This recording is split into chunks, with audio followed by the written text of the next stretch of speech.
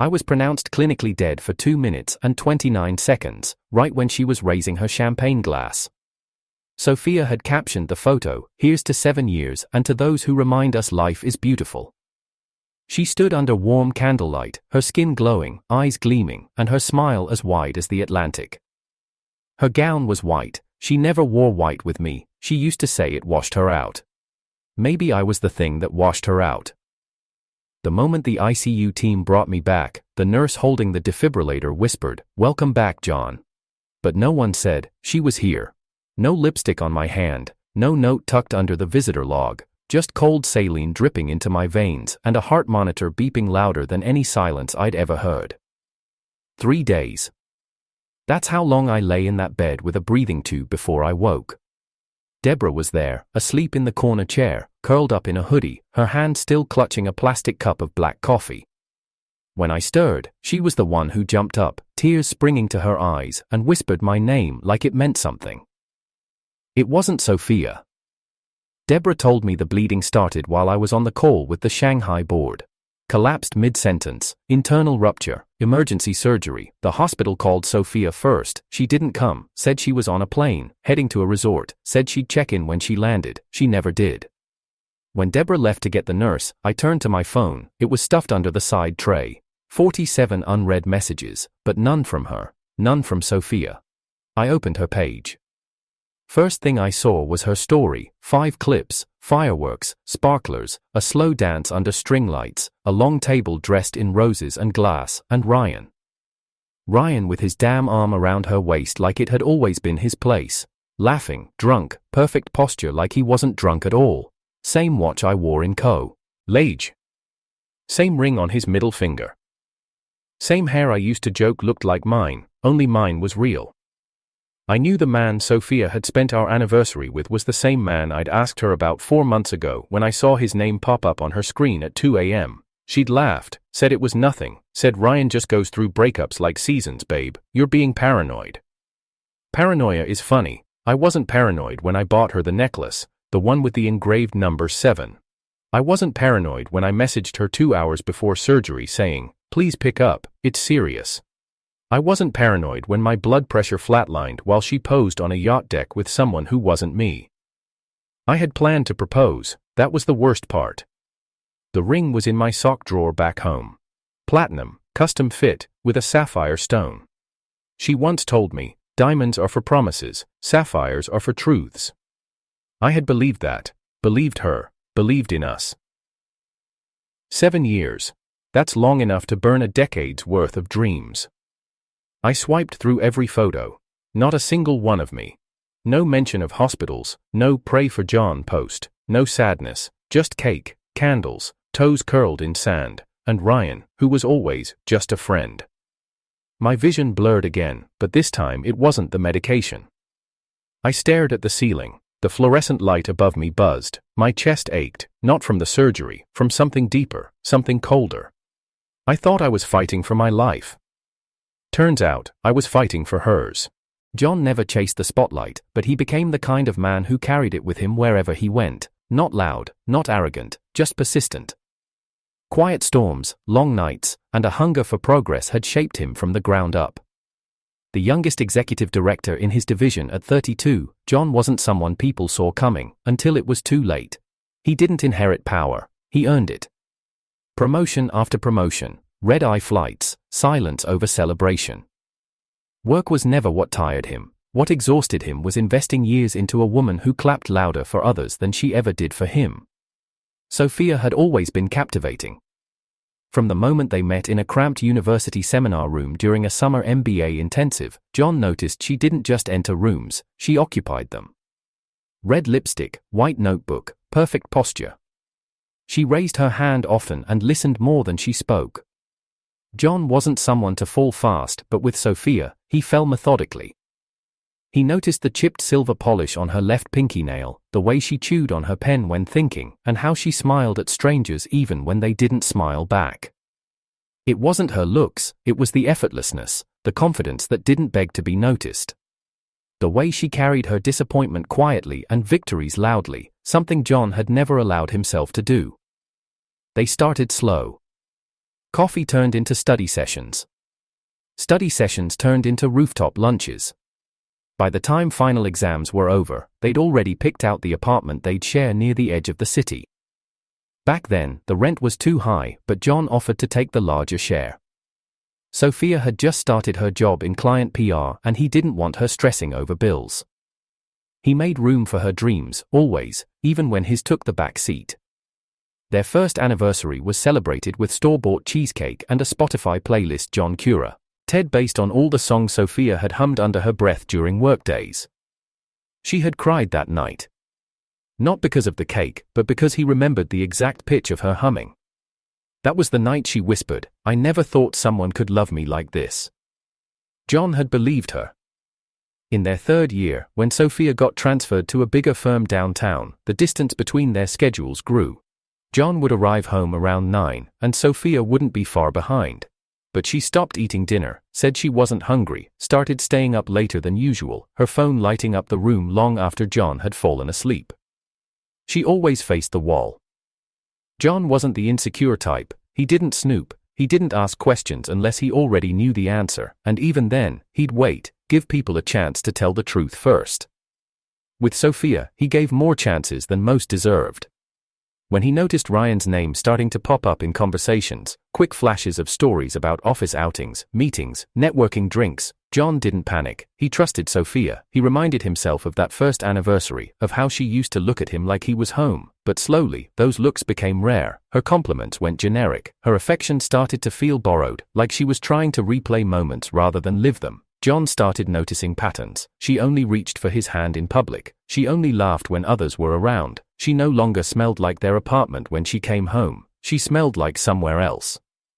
John adjusted, as he always did. When Sophia began experimenting with minimalist decor, he boxed up his vintage camera collection and stored them in the closet. When she suggested he wear lighter colors because black made him too intense, he traded his charcoal wardrobe for soft beige. When she claimed she felt suffocated by routine, he cancelled their weekly movie nights so she could have more freedom. He mistook accommodation for loyalty. Ryan had never been directly disrespectful. John had met him once, briefly, at Sophia's firm's annual gala. He was charming, slick hair, easy jokes, fast laughter. The kind of man who was confident enough to talk over you and still leave you feeling like you enjoyed the conversation. But John didn't feel threatened, not yet. Ryan had that curated kind of charisma that wore out quickly in real life. Sophia liked people with depth, or so John believed. Sophia never gave John a reason not to trust her. She was just distracted, distant, often preoccupied with her phone during meals, often silent during drives. She stopped kissing him on the forehead, stopped asking about his meetings, stopped calling him by the pet name she once created, Jay. Deborah noticed the change before John did. She was Sophia's college roommate and over time had become one of the only constants in their lives. Deborah was quiet, soft-spoken, and empathetic in the way most people weren't anymore. She never overstepped, never interfered. But she watched, she paid attention, and she loved them both in different ways. "Has she checked in today?" Deborah had asked one afternoon when John was admitted to the hospital after collapsing at work. "No," John answered. "She said she'd call when she lands." Deborah nodded and handed him his phone. "You need to stop waiting for people who set timers on their love." That was the first time John looked at Sophia's Instagram and truly saw it for what it was. There were no traces of him, no mention of a hospital, no check-ins, no anxiety, just beaches, red wine, her hand in someone else's palm, and the caption, "He's Rees to new beginnings, 7 years of knowing who I am." 7 years. She had known who she was, but did she ever care to know him? John scrolled through photos with steady fingers. Clicked each one, frame by frame, Ryan in a blue shirt. Sophia laughing with her head tilted just enough to show her left shoulder. A bottle of wine open behind them. A ring on Ryan's middle finger. Same one he wore when John met him at the gala. The timeline matched. That was when everything began to unravel in John's mind, not like a storm, but like a quiet tide pulling away everything he had built, inch by inch. He remembered the necklace. It was still tucked in the top drawer back home, a thin silver chain with a pendant in the shape of a key. Sophia had once said, "I want a key, not a ring, it means I still have choices." John had agreed, he always agreed. Their anniversary dinner was supposed to be held at the rooftop of Ilara, her favorite fine dining place. He had made reservations 6 months ago, called in favors, paid for a private chef and violinist, had the chef create a tasting menu around the first meal they ever cooked together, spaghetti and burnt garlic bread. He even asked the staff to serve a mocktail version of Sophia's favorite whiskey sour because she had recently started skipping alcohol. The irony was unbearable. While he lay cut open on an operating table, Sophia raised a toast on a rooftop hundreds of miles away, over the same sunset he had wanted her to see from their table. He didn't want revenge. That wasn't his style. John wanted closure. Not from Sophia, but from himself. From the man who had spent 7 years in the shadow of someone else's indecision. From the boy who mistook compromise for connection. From the lover who thought love alone would be enough to hold someone who was already slipping away. He didn't hate her, not yet. But he couldn't love her either. Not after that night. John wasn't supposed to be awake. He was supposed to still be under sedation, body stitched back together from the internal damage that nearly took him out, but the night nurse had miscalculated the dosage. Instead of restful sleep, John drifted between consciousness and quiet suffering, eyes half open, mouth dry, heart beating slower than the machines could explain. The first thing he heard was the TV flickering in the corner. The second was Deborah's voice. She had stepped out to call the night shift nurse about something related to his vitals. The door hadn't fully shut behind her. And so, when John reached for his phone, still weak but desperate, it was not a calculated decision, it was instinct. The phone's screen lit up, almost mocking him. A dozen missed calls. None from Sophia. Most were Deborah checking in. A few were from his assistant notifying him of postponed board meetings. One was from his landlord asking if he'd forgotten to schedule payment. But not a single notification from the woman who once promised she'd be with him, in chaos or calm. He opened Sophia's social media page, his breath caught in his throat. The latest photo showed her in a white wrap dress, skin bronzed from the beach sun, hair tousled in a way that looked too perfect to be accidental. She stood with her back slightly arched, 1 foot in the water, holding a glass of rosé. Her caption read, "Grateful for the chapters that shaped me." The comments were filled with heart emojis and phrases like, "Glow up queen," and "You deserve everything." But it was one specific comment that made John's pulse spike. "Ryan. To many more chapters with you." Sophia had replied with a simple red heart. John scrolled further and paused. There was a short video, just 6 seconds. It showed her seated at a candlelit table, laughing, sipping wine. Ryan leaned across the table and tucked a strand of hair behind her ear. She didn't flinch, didn't pull away, didn't even glance around to see if anyone was watching. Because, clearly, she didn't care. He stared at the screen until the video looped back to the start. This was their anniversary. Their 7th. The one he'd been planning since the 4th. John's hand tightened around the phone, his stitches ached, he ignored it. When Deborah came back, she noticed something was wrong. "You're pale," she said gently, placing the cup of warm water on his side table. "Did you press the nurse call button?" He handed her the phone. She didn't ask why, she already knew. Deborah scrolled silently, her lips pressed into a thin line. "I told you she didn't come," she said, voice low. "I didn't want to add to your pain, but now you've seen it for yourself." "I wasn't supposed to be the villain in her story," John whispered. "And yet somehow she's the one healing while I'm the one bleeding." Deborah sat beside him, her fingers brushing his forearm. "You gave her everything. Time doesn't fix selfishness, John, it just gives it more space to grow." John turned his face away. "She used to cry when I surprised her with dinner after her work presentations. She once told me I was the first person to make her feel seen." Deborah didn't interrupt, she waited. "She used to leave notes in my suit pockets, stupid things like, 'Go knock their socks off,' or 'Don't forget to drink water.' That was the Sophia I fell in love with." "She's not that Sophia anymore," Deborah said softly. The next morning, John was cleared for discharge. He insisted on walking out himself. Deborah argued, but John pushed through, determined. The moment he stepped back into his apartment, the weight of everything crushed him.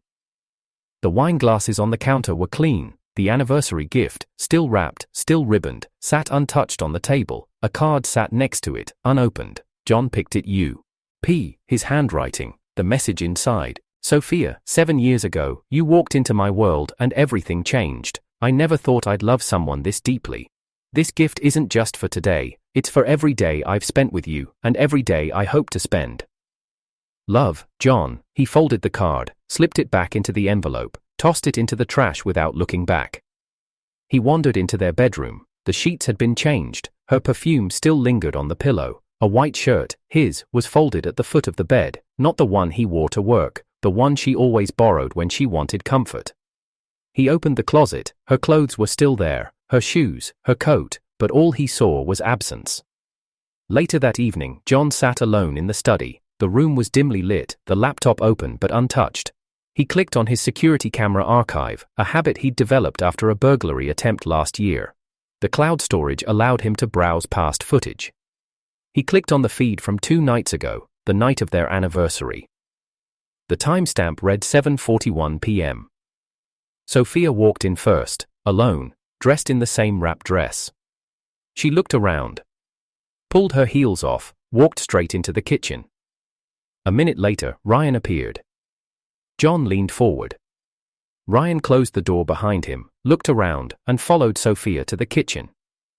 The two of them talked, no sound, just body language. She poured him a drink. He smiled. She laughed. He touched her lower back. She didn't flinch. Then Sophia reached into the refrigerator and pulled out the anniversary cake John had ordered days in advance, a sea-salted caramel creation shaped like the number 7. She stared at it.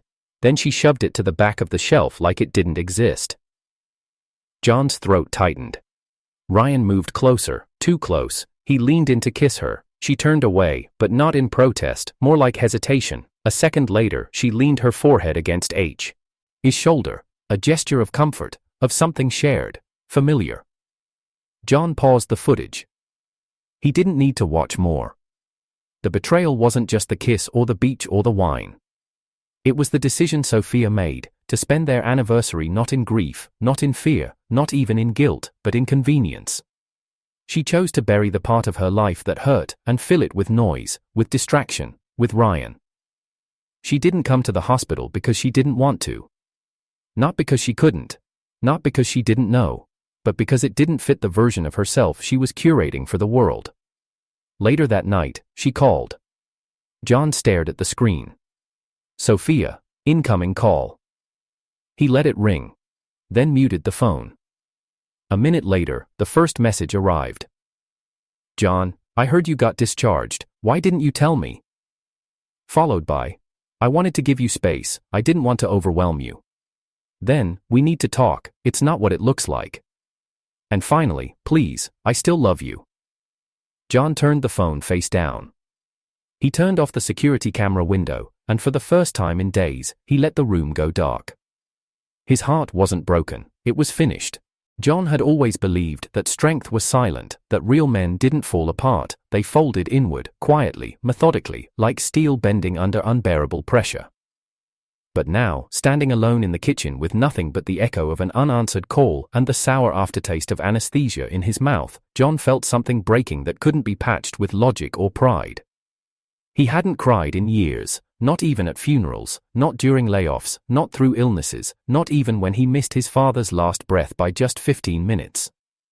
But now, with his hand resting on the edge of the counter and his knees trembling under the weight of 7 years, his eyes stung in a way that felt unfamiliar. The kind of burn that starts deep in the chest and climbs up the throat, choking everything on the way. He didn't make a sound, just stood there, motionless, airless, drenched in the kind of grief that has no volume. His fingers gripped the handle of the drawer that held the ring he never got to give her. The velvet box was still there. Untouched, waiting. It almost mocked him now. He opened it slowly. The sapphire sparkled under the dim kitchen light, still brilliant, still perfect. It was everything Sophia once claimed to want, unique, honest, eternal. He imagined sliding it onto her finger, imagined her tears, imagined that faint trembling smile she used to give when overwhelmed with emotion. But that vision shattered now, and in its place stood the image of her in Ryan's arms, laughing, sipping, existing in a world where John was already a memory. His phone vibrated again. Sophia, again. Her persistence should have made him feel important. Instead, it made him nauseous.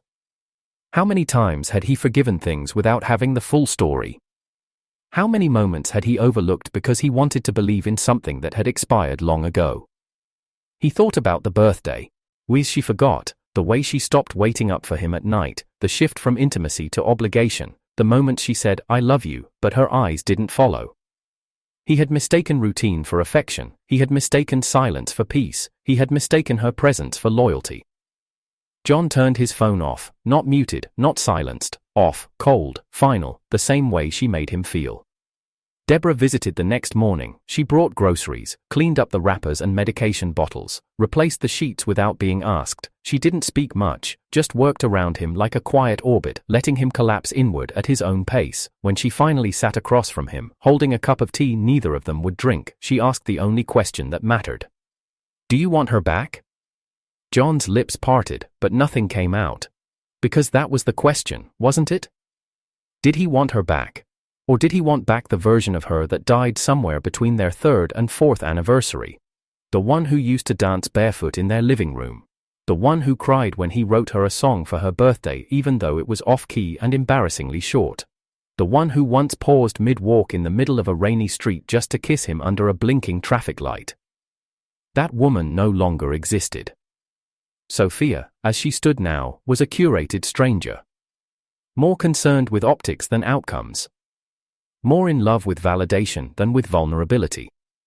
She didn't abandon him because she hated him. She abandoned him because indifference had quietly replaced love, and she didn't have the decency to say it out loud. John shook his head slowly. "I want the truth back," he whispered, "but I don't think she remembers how to tell it anymore." Deborah nodded, her eyes welled, but she didn't let them fall. The suspense of the unknown began gnawing at John.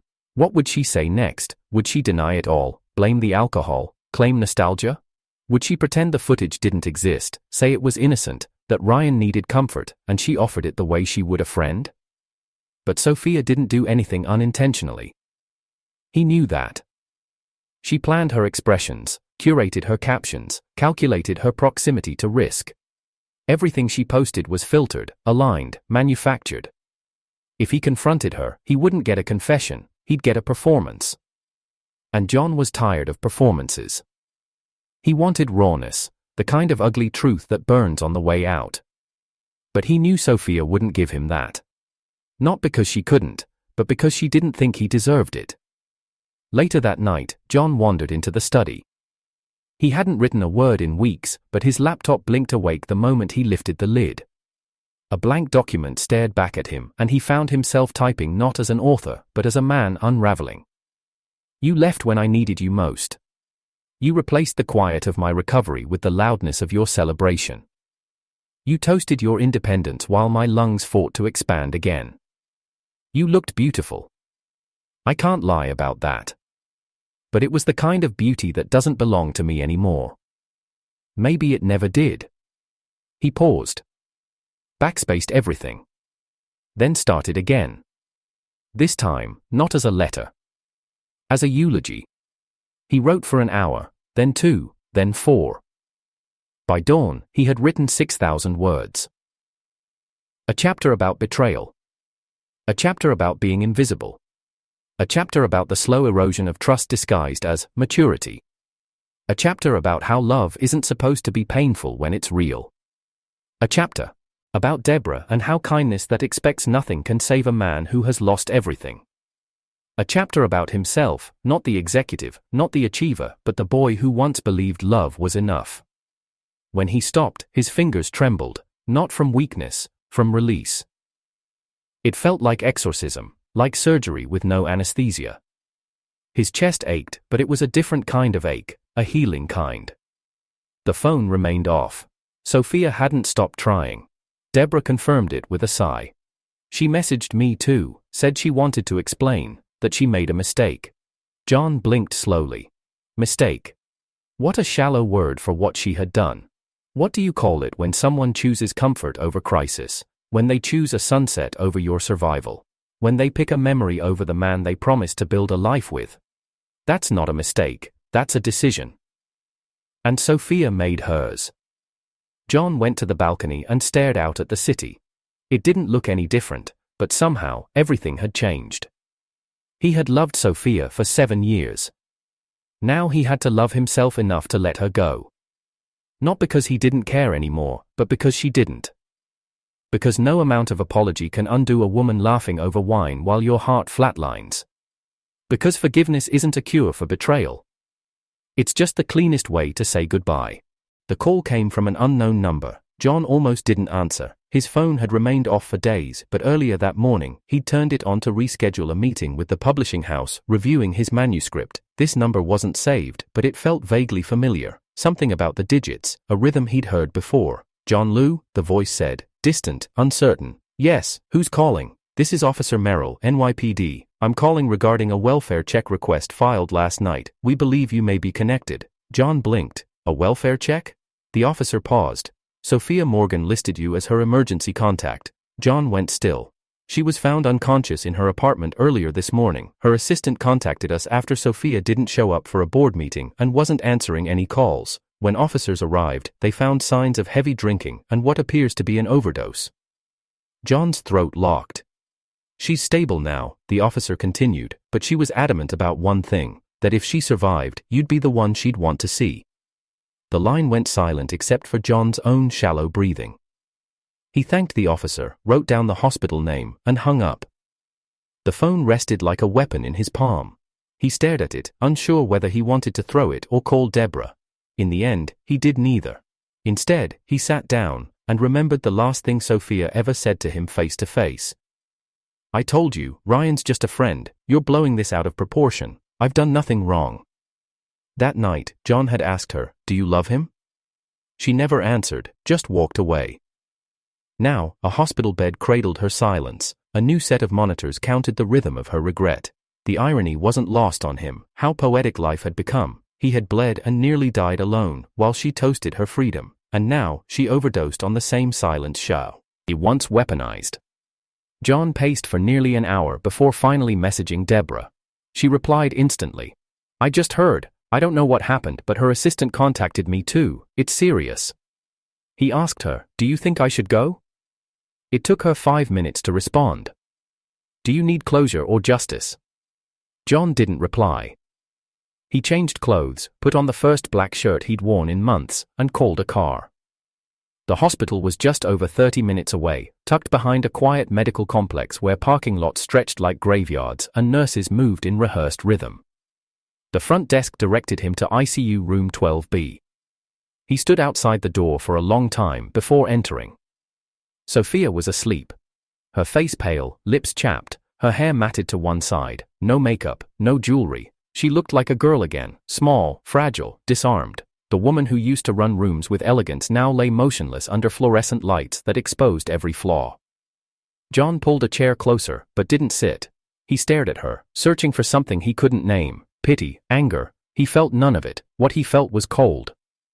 She stirred. When her eyes opened, they locked onto his instantly. Her lips parted, and a soft croak escaped. "John." He said nothing. Tears welled instantly. "I didn't think you'd come. I didn't think you'd want me to." She tried to sit up. Her hand trembled. "I didn't want to die." John's voice was level. "Then why did you make every choice like you were already dead?" Sophia's face crumbled. "I kept hoping you'd say something," she whispered. "I kept sending messages. I thought if you answered, if I could just explain." "You explained with your absence," John said. "When I begged you to come to the hospital, when I asked for 10 minutes. When I collapsed and you chose a celebration over a confession. I was scared," she whispered. "Of what?" "Of losing you." He gave a short laugh, hollow and flat. "You lost me when you started rehearsing your apologies instead of changing your behavior." She reached for him. "I made a mistake." "No, Sophia. You made a series of choices. Don't cheapen them by calling them a mistake." Tears fell fast now. She looked down, ashamed. "When I saw your clothes gone from the closet, the study emptied, the cake, the candle, I broke." I realized what I had done, what I threw away. John finally sat. But it wasn't Ryan, she added quickly. Not like you think. Don't insult my memory, he said, voice sharp. I watched it unfold, not from a rumor, not from a guess, but from footage, security. I forgot I'd installed. I watched you bring him into my home, open my fridge, lie on my couch. Her mouth dropped slightly. I saw the way he touched you, the way you let him. Her breath caught in her chest. John continued. You didn't stop because you were loyal. You stopped because you saw a ghost in that wardrobe, you saw my absence, and for the first time, it terrified you. Sophia wiped her cheeks with a shaking hand. It was never supposed to go that far. But it did. Silence stretched again. Do you hate me? She asked finally, voice like ash. John looked at her. And then, after a long pause, said softly, no. She blinked, stunned. I don't hate you, but I don't love you anymore either. I grieved you the night you posted that anniversary photo with someone else, and when I saw you laughing with him, I knew I had already become history in your heart. Sophia turned away, ashamed. I didn't come here to punish you, John said. I came because closure deserves honesty. I didn't want to leave the chapter open. Is there no way back? She asked. No version of us where we could fix this? John stood. We don't fix something by gluing back the broke. In edges, he said, we fix it by admitting we were careless in the first place. Sophia cried harder now. He watched her for a moment, then walked to the door. Just before stepping out, he turned and said, get better, for yourself, not for me. And then he left. By the time he exited the hospital, the sun had dipped low, casting a soft gold over the skyline. He inhaled the cold air. For the first time in weeks, he didn't feel hollow, he didn't feel angry. He felt done. And done is freedom. John hadn't meant to reopen the document, but something in his chest felt unfinished. The manuscript, his confessional-turned novel, sat on his desktop, titled plainly as Unsent Letters.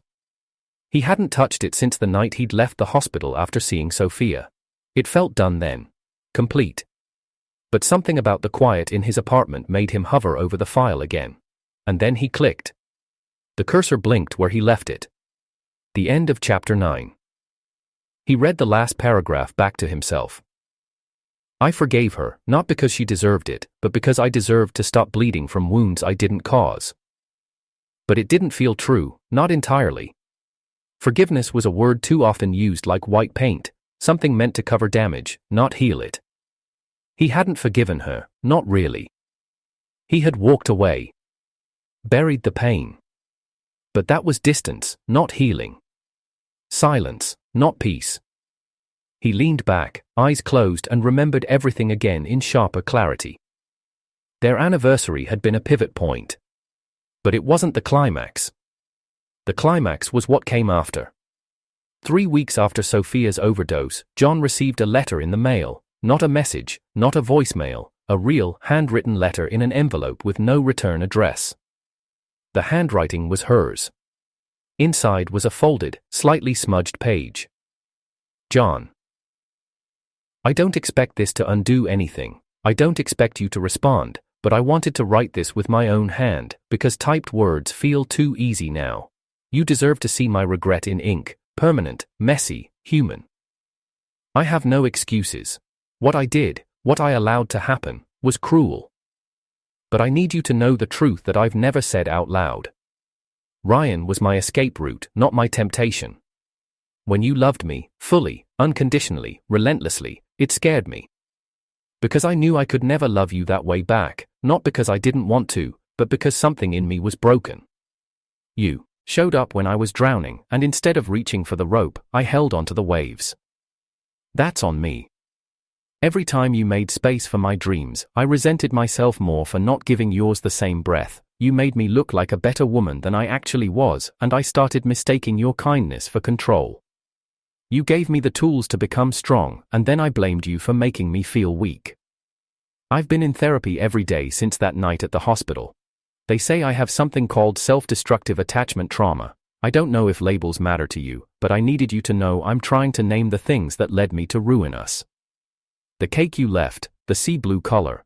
I sat with it for 3 hours before I could even touch it. When I did, I fell apart.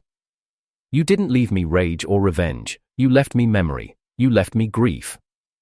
And that was the first time I realized you never tried to punish me. You just left. John. I don't know where you are now. I hear rumors. Deborah won't respond. Ryan moved abroad, my career is on hold, but none of that matters. If you're still writing, I'll find your words in a bookstore someday. If you're still healing, I hope someone's holding your hand through it. If you've already found someone new, I hope she sees the brilliance in you faster than I ever did. And if one day, if you ever read this, I hope you'll understand that the biggest tragedy wasn't that I lost you.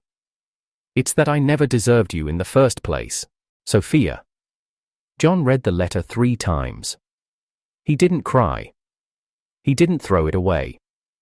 He placed it beside the ring he never gave her.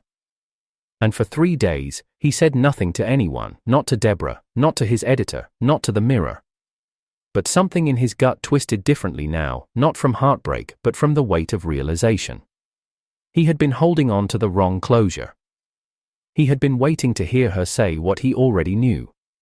And now that she had, something shifted. It was time. That Friday, John returned to the office he hadn't stepped foot in since his resignation. It wasn't a visit, it was a meeting. He had signed with a publisher 2 weeks prior, and the manuscript had gone viral internally. They wanted a press tour, they wanted his face on it. He had said no, but now he thought, maybe yes. He wasn't hiding anymore. His first public reading was at a local literary house in Brooklyn. A small crowd, quiet lighting, no press, just a room full of people leaning in to hear stories that hurt. Deborah came. She sat in the front row. John read from the chapter titled The Ghost Wardrobe, the one where he described watching Sophia yank out every white shirt from the closet and crumble. When he finished, there was silence, the kind of silence that follows truth. And then, applause. Not wild, not loud, but long, steady, real. After the reading, Deborah pulled him aside. Her eyes were glossy. You finally let it out, she said. John nodded. Took long enough. Have you heard from her again? She sent a letter. Deborah didn't ask what it said. She didn't need to. What did you feel? She asked instead. John paused. I felt sorry for her, he admitted, but not in a condescending way. I just finally saw her as a person, not a wound. Deborah smiled, proud. And you? I'm a scar now, he said, and I'm okay with that. Weeks passed. The book launched. John flew to 3 cities, spoke on 5 panels, did 4 radio interviews, never once named Sophia, never once vilified her. He told the story as it was, with honesty, with sadness, but without bitterness, and that was what healed him. One night, months later, John received a photo in his inbox. No message, no caption, just a picture of a cake, sea blue, white waves, and a candle. He stared at it for a long time. Then, for the first time in over a year, he hit reply. Thank you for lighting it. No name, no punctuation, just 7 words. He didn't wait for a response. He closed the laptop. I walked to the window, looked out at the city he had almost left forever, and realized this was the ending he never saw coming. Not a reunion, not revenge, just stillness. Peace that wasn't earned through justice, but through survival, through choosing, again and again, to live. Not in memory, but at the moment, the book became a phenomenon. Within 4 months of its release, Unsent Letters climbed to the top of the non-fiction charts. Bookstores couldn't keep it on shelves. University lectures quoted its lines. Mental health forums dissected its themes. But what made it different, what made it powerful, was that John never once spoke her name. And yet, everyone knew. Everyone knew it was Sophia. But it wasn't gossip that kept people reading, it was how John wrote pain as if it were a place, and how he wrote healing like it was a choice. He never portrayed himself as a victim, he simply let the silence speak. And silence, as it turns out, echoed louder than vengeance ever could. At his 5th speaking event, a young man in the audience stood up and asked, "Did she ever apologize?" John had paused, then smiled. She wrote a letter, but by the time it arrived, I'd already stopped needing it. That quote alone trended for a week. John could have gone public with everything. He could have uploaded the security footage. He could have printed the letter she wrote in the final chapter. He could have named her outright and watched her career vanish under the weight of public judgment. But that was never the plan. He didn't want to ruin her. He wanted to outgrow her. And now, finally, he had. But fate had one last twist to offer, an invitation. It arrived via email from a woman named Isabel. She was the editor-in-chief of The Velvet Hour, a luxury lifestyle magazine in New York that catered to executives and socialites. Her message was concise. We're curating a panel titled, What We Lost to Become Who We Are. 4 writers, 1 stage. Your voice is essential to that conversation. John declined, politely. She persisted. A week later, she followed up with another email. We recently added a new guest to the panel, Sophia Morgan. We believe the duality of your stories would make the event unforgettable. Let us know. He stared at the screen for a long time. So this was it. The moment the universe offered him the microphone, and the stage, and a front row seat to a reckoning 10 years in the making. He accepted. The panel was held in Manhattan. Black tie, televised, sold out. 4 chairs on a minimalist stage, a white backdrop, spotlight soft but deliberate. John wore charcoal, Sophia wore white. Of course she did. Their chairs were on opposite ends of the panel. Between them sat 2 other guests, a war correspondent turned poet, and a former CEO who gave up his billion-dollar firm to live in rural Iceland. Their stories were beautiful, tragic, raw. But when it was John's turn to speak, everything shifted. The moderator asked, John, your book has been called The Anatomy of Private Grief. What do you believe people misunderstood most about your silence? John leaned into the mic. I think people assume silence is passive, that it means we didn't fight, but silence is restraint. It's choosing not to burn the house down just because someone else left the stove on. A murmur spread through the audience. The moderator smiled. And what did you lose to become who you are now? John didn't look at Sophia. He didn't need to. I lost the version of myself who thought love meant tolerance, who thought loyalty meant loyalty to someone else.